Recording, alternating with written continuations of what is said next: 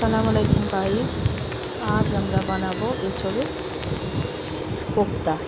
তার জন্য প্রথমে নিয়ে নিলাম এঁচোড়টাকে ভালো করে কেটে ধুয়ে আমরা নিয়ে নেব।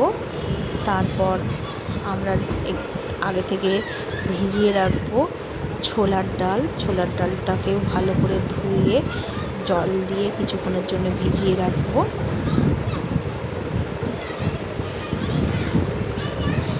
ছোলার ডালটা ভিজে গেলে সেটা আর এঁচোড়টাকে একসাথে প্রেসার কুকারে বসিয়ে দেব। কুকারে একটা কি দুটো সিটি দিয়ে নেব।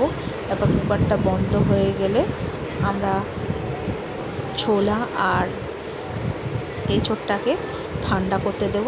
তারপর মিক্সচার গ্রাইন্ডারে গ্রাইন্ড করে নেব, ভালো করে পেস্টটা বানিয়ে নেব। এর মধ্যে দিয়ে দেবো সব এক এক করে মশলা, নুন, হলুদ, ঝাল, জিরে, মরিচ, আর দিয়ে দেবো একটু লেবুর রস।